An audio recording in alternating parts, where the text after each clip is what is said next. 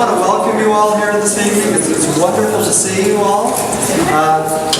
When I think back to when the Wien Foundation helped launch first the Mahoning Valley Organizing Collaborative, and then shortly thereafter the Youngstown Neighborhood Development Corporation and Trumbull Neighborhood Partnerships, and it wasn't all that long ago, there were no real guarantees about how things would turn out. It was sort of like working on a complicated recipe and getting it in the oven and then desperately hoping that it's going to all be for the best. Will the souffle rise? Will it not? But in this case, it certainly did. Knowing the quality of the leadership that came together behind these three organizations, both at the board level and at the staff level, I really shouldn't have been concerned. And maybe I wasn't terribly concerned. You shared your skills and a commitment to this valley, to its potential and its vibrancy of the entire community. And the progress and success of all the organizations is both gratifying and heartening, I would say. And the best part is that not only have each of the organizations achieved great impact within your individual areas, but as is less often the case, the cumulative whole is greater than the sum of its parts. This evening we want to meet again to get to know one another better, as we always do, and to celebrate these accomplishments. You know in great detail what each of your organizations is involved in and has achieved. But it's also vital to see how they result from shared goals and shared interests. How much a network of people and organizations all pulling in the same direction can achieve. And so I'm glad you're here. I look forward to talking with you. But now I'd like to turn things over to the president of the Wien Foundation, Jennifer Roller.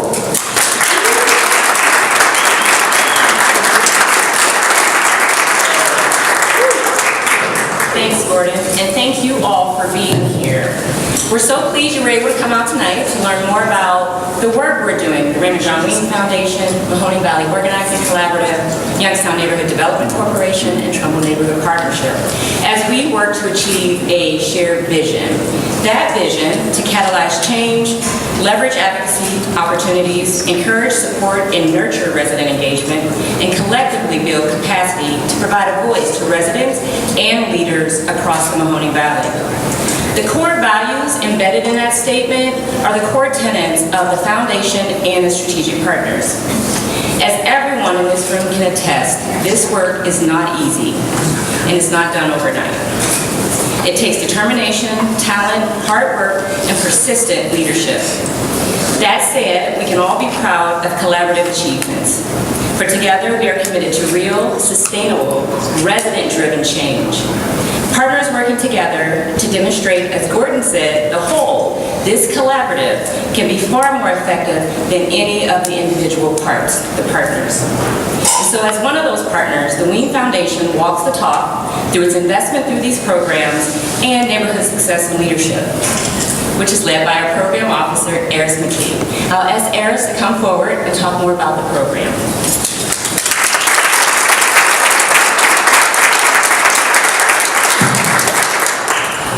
Thank you, Jennifer.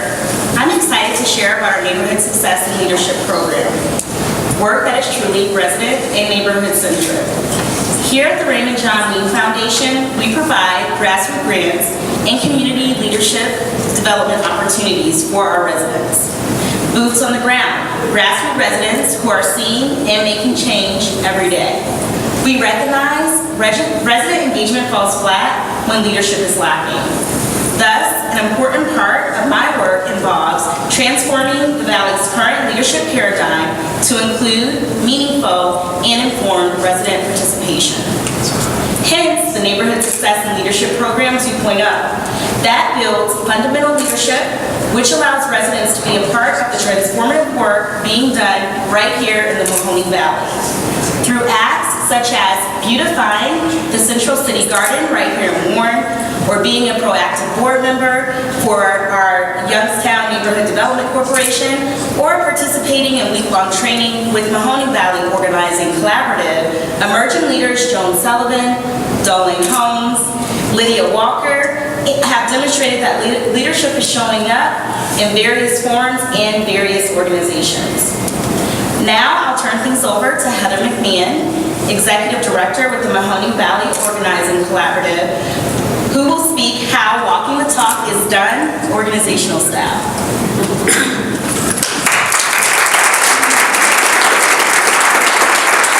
Time period, so forgive me as I read because I can't see my name in less than 2 minutes. At MVOC, as a strategic partner in identifying and developing grassroots leaders, we are charged with ensuring that all voices are heard. We are also positioned to raise those voices to advance structural change locally and across the state, building power to advance economic, racial, and social justice in our communities. Essentially, we do grassroots work in a highly functional format, and then we share that expertise through training and advocacy. Beginning with initial contact, MVOC's ladder of engagement moves residents from event participation to attending and driving planning meetings, speaking at large-scale public meetings, and chairing court hearings. Since 2008, our leadership-driven campaigns have increased civic participation and leadership development by convening thousands of Mahoning Valley residents through local and statewide trainings, public meetings, and direct actions. Our leaders and organizers have held hundreds of research meetings, from local city halls to the halls of Congress, from the Ohio State House to the White House. As just one example, Akeem Lattimore, a Youngstown leader and member of Tabernacle Baptist Church, wonder how she got involved with us, became involved with MVOC less than a year ago. As a returning citizen, Akeem's self-interest lays in ensuring that all Ohioans, despite past history or criminal conviction, have an equal shot at housing, employment, and opportunity in our community. Despite earning several degrees and becoming an asset to our community since her release in 1990, she was and still is denied employment. Akeem became involved with MVOC through our Fair Hiring campaign in February and was at the center of passing legislation to ban the box in Youngstown.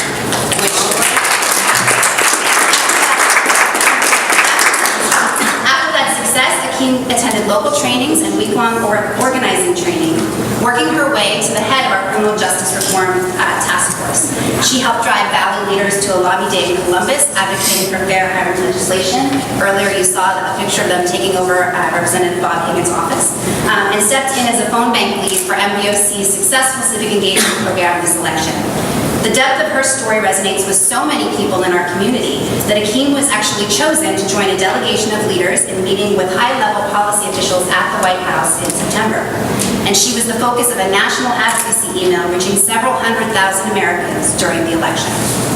Today, Akeem is leading the Valley's response to injustice surrounding the deaths of Michael Brown, John Crawford, and Tamir Rice, advocating for the reform of a broken criminal justice system. It is leaders like Akeem that define who MVOC is and who we always will be. Everyday people working for change.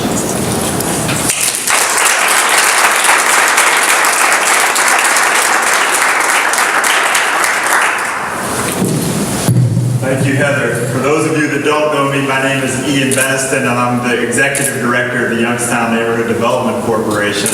Since we only have 2 minutes to tell you very simply what we do, we revitalize, but a little more.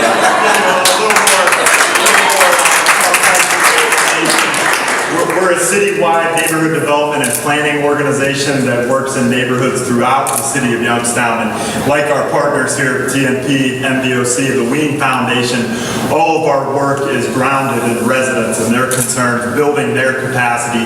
And that's really where our work starts. An example of that, going back 5-6 years now when MVOC was just starting too, is along Glenwood Avenue. At that time, as Jermaine and Delane, who live in the neighborhood there, can attest, Glenwood had been headed in the wrong direction for a very long time, and through the work of some organizing, people from the neighborhood standing up, people like Big Jim London, Joe Hardy, even Jermaine's husband, who attended all the corner store meetings, I think we were able to move from a very small group of residents kind of finally standing up and saying that our neighborhood does have value and that we're going to do something about it, and moving them to a point now where we've made very significant progress along Glenwood. And I do want to share just some of the stats related to what's been done since. We've gone from 2 corner stores, we've gone from 5 corner stores to 2 corner stores. We've demolished dozens of buildings, cleaned up many, many more. more, cleaned up vacant lots, turned vacant homes into home ownership opportunities, added public art, added jobs, real investment to the corridor.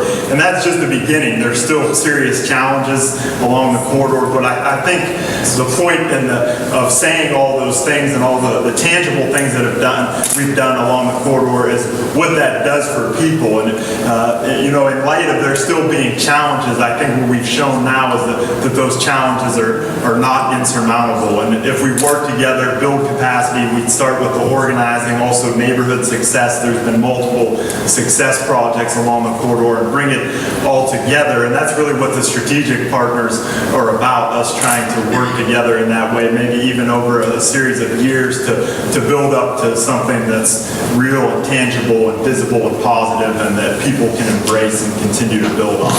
With that, I'm going to turn it over to Matt Martin, my partner in crime here in Warren, to talk about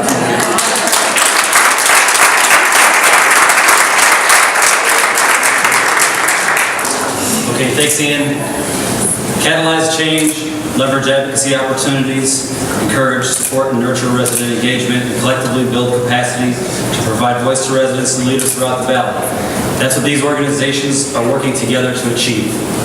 Let me tell you about TMP's management of the Trumbull County Land Bank as an example. The execution is what makes this work unique. Our organization is the only community-driven nonprofit managing a county land bank in the region. The Trumbull County Land Reutilization Corporation was created in large part thanks to a grassroots effort led by MVOC, a strong push to compel local government to establish the land bank. And TMP managed the land bank in the spirit in which it was created, that is, in a manner that is accountable to the public and responsive to the needs of the community. TMP approaches the disposition of derelict vacant property, that is the demolition or renovation of derelict vacant structures or the repurposing of vacant land, with the goal of utilizing that disposition to transform neighborhoods. We place door knockers at each adjacent property to every parcel that enters our land bank in an effort to begin a dialogue about end use with the folks that will be most impacted by it, the neighbors. We facilitate end uses that will have the greatest impact on quality of life and property values of those neighbors, as opposed to being accountable to an arbitrary bottom line or quota. We do this work for the people of Warren and Trumbull County, and as such, we stay connected to those people, seeking their input and partnerships and seeking to keep them engaged. This is the key to the way that the work of these collective organizations impacts our communities, that the work itself is derived from, implemented with, and accountable to our residents.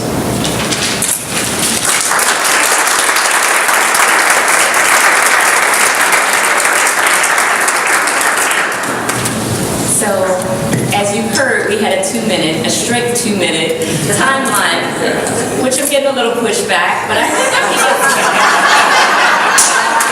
feel like I can get some love from the audience. Do you?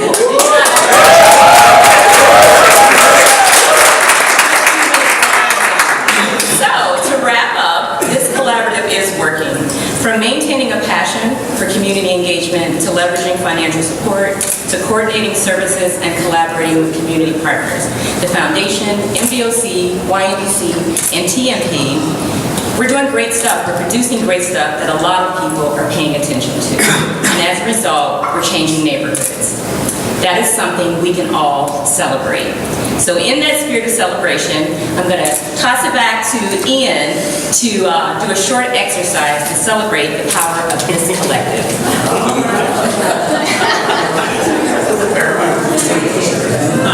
Okay, guys, it's not really an exercise other than you have to move, so you have to come up front here and get up on the stage, and we're going to do something real quick. So everybody come up front, get out of your chair, come up on stage here. We're going to do something. Stephanie, Leslie, 1, 2, 3. All right, so 1 second. So we are going to combine our question and answer segment with a networking opportunity. So select staff have conversation starters on their name tag, an ask us question, and so we would encourage you to not only ask us, but also share this opportunity with your colleagues to learn from each other and more about the work. Thank you.